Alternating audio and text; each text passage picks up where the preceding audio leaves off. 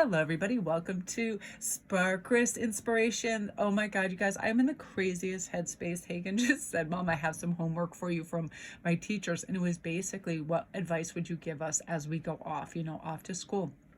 And I thought, oh my gosh, how many pages can this be? Honestly, when you think of the fundamentals and just, basic hygiene, care, respect for yourself, boundaries, all of this.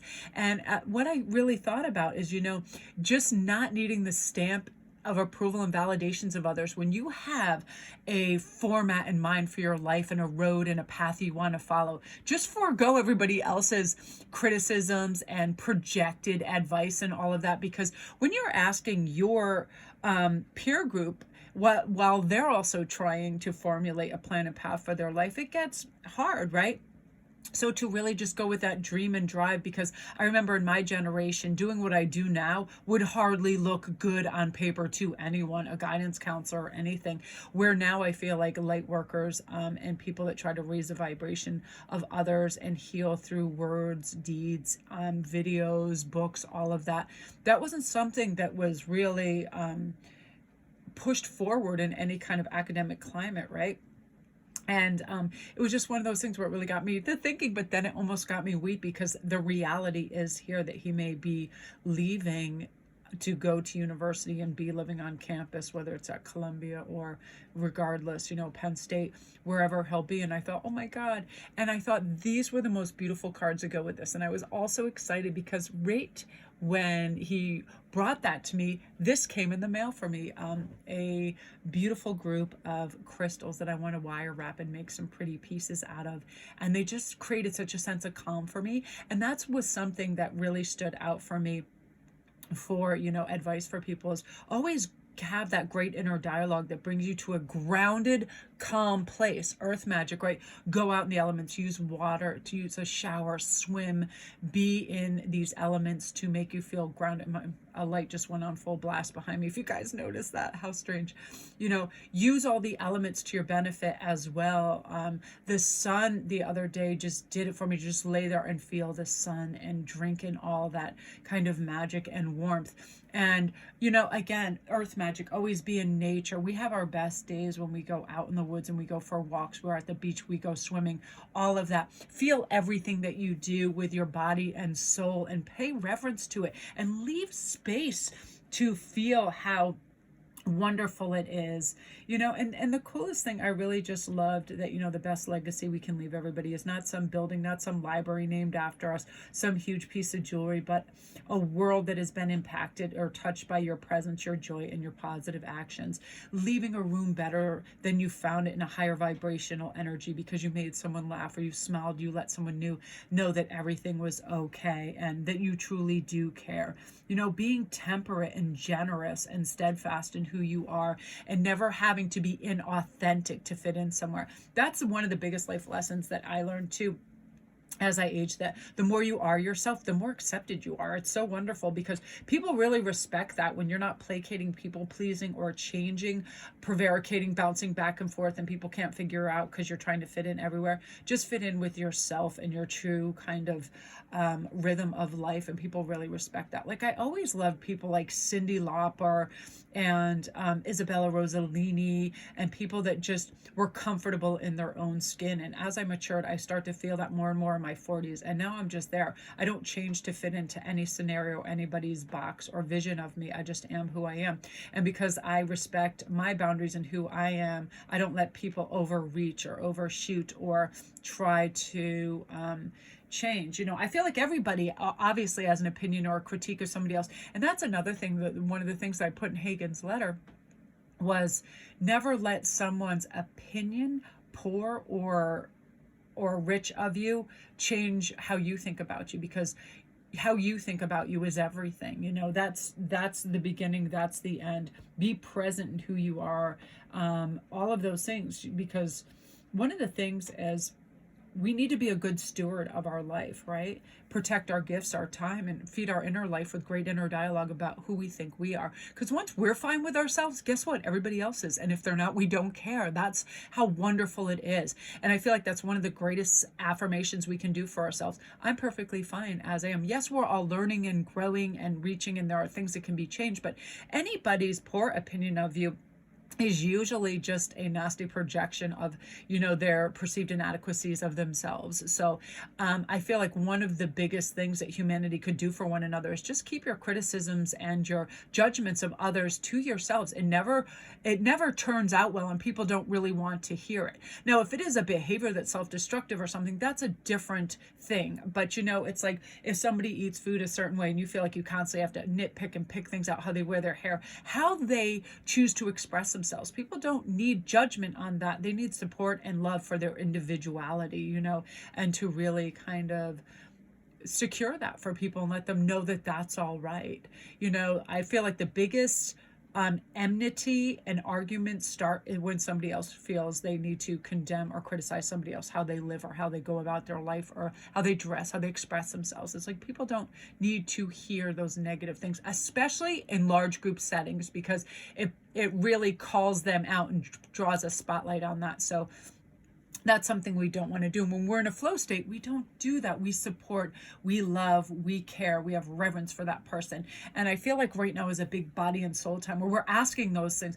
Is it important that I say this? Does it have meaning if I do this? And if it just seems like a constant circle and waste of time of a carousel of just wants, needs, all of that, let's get off that and step into the magic. Like what is going to help heal, grow, expand, all of that. And you guys, I would love for you to check out on the bigger channel. I just watched and read a whole bunch of information that I absorbed slowly. And as I sat with it, I thought this is some of the most top-notch relationship advice I've ever heard. And this is really more for females regarding the male counterpart, and like because I narrowed it down to 5 things that are absolutely gold, and these are behaviors high value people do, and in turn will pay awesome dividends. And it's not game playing, it is just the way we should value ourselves, treat ourselves, and things we should do to bring in this love, the pursuit, the reciprocity, all of that. And then 5 things that we absolutely shouldn't do. And I was just taking all this information on relationships yesterday, and it all just boiled down to these 5 things. And I'm going to do that on the bigger channel, and I'm going to start the read with that because I thought this is what it is. It's the simplest form, and I love it. And sometimes you just sit with something, it breaks itself down, and then you can convey it in just simple terms. And I thought, oh my God, this is gold. And I very rarely come across things that are going to settle and just make sense that I don't already know, that can kind of like just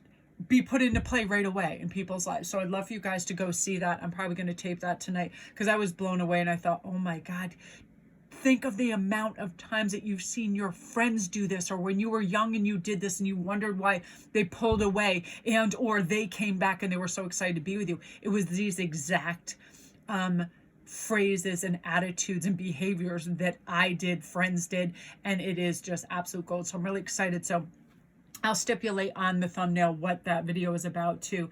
But again, you guys, I just feel like, we do need to be a good steward for our life and protect our time and avoid too much noise, read our good books.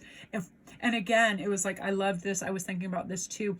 For people going off to school, if you're undecided about careers, just pick up a trade or a way to work your way up the ladder and learn things. And don't continue to work in the same position for more than 2 to 3 years. You have learned everything you're going to learn. And if you're not making some sort of upward mobile shift, then it's time to move on, because that's where stagnancy takes place, and that's where lack of growth takes place. And I kind of have a work record of that. I'm a little bit faster in that because it was the industry where I can just learn very quickly and get the lay of the land. And then it just kind of was a dead end. And even if I wanted to go up into higher management, I'd still be doing the same thing, but I'd just be problem solving as well. And I realized that's not really what I'm all about. And it leaves less time for the thing I really want to do, which is, of course, my tarot practice, life coaching, making my cards, jewelry, all of that, which is now, that I'm in my sweet spot of life because I decided to go after what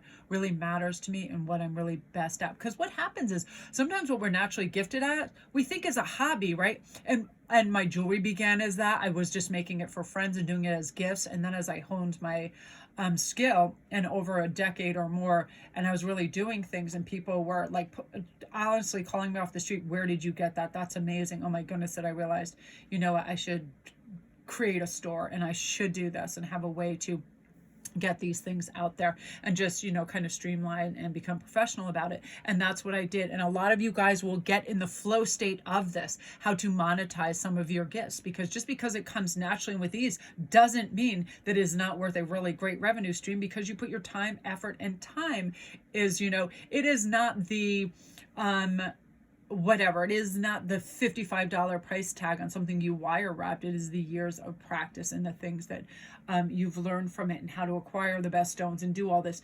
With things come time. But also, if you're just a newbie at this, when we have fun doing something, sometimes we feel almost guilty about charging a price on it, right? But however, guess what? Costs money. Materials cost materials. And also, you'll find as your business picks up, your time becomes very valuable as well.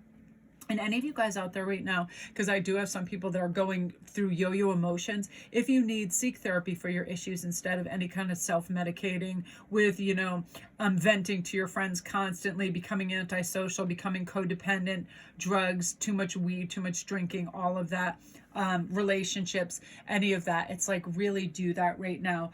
I have found there are miraculous speakers on YouTube. I love Marissa Pierce, because it starts with knowing what our issues are, and oftentimes we'll see behaviors that are erratic, strange, or overindulgent, and it's like, let's address that. What are we running from? What are we hiding from? And really seek therapy for that. And become in a state of wellness, because we go through peaks and valleys. I remember times in my life where I should have felt the most abundance and youthful, and I had all the attention I wanted. I could have gone anywhere. I could have done anything, but I weirdly just was like spinning out, because it was like I had too many options, and I didn't simplify, focus, and have follow through. So I would start a million things, and then I thought, oh my gosh, nothing ever comes to fruition because I didn't have follow through and focus. But as we become more patient with ourselves, we do have that. So really feel in your body and soul what you're driven to do right now, and pursue it with all your heart, because you're going to find right now the miracles are happening. People are like, I can't even believe I put any kind of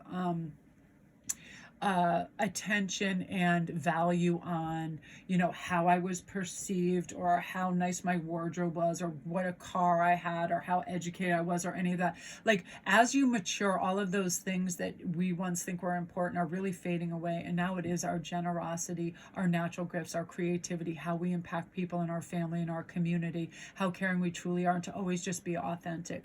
Like, honest to goodness, you're going to do yourself the biggest favor by just saying what you truly feel, by doing what you truly love, and existing in a way that has meaning and purpose for you. It's as simple as that. So you guys are the absolute best. Love and light to you.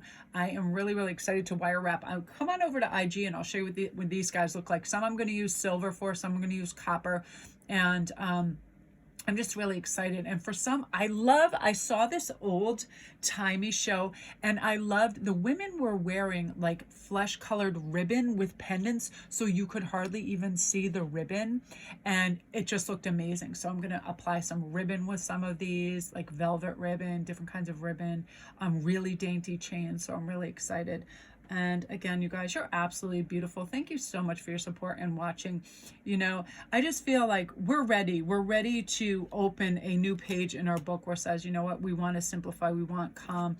We want to move forward, and let's have this beautiful present moment awareness, so we can have this reverence for all this amazing stuff that's taking place around in the world, the things opening up, our new communication, new understandings. It's so freeing, right, when you realize you don't need even 1/10 of what you think you need to be happy, because it's not about the things, it's about the presence, the awareness, the love, the connection.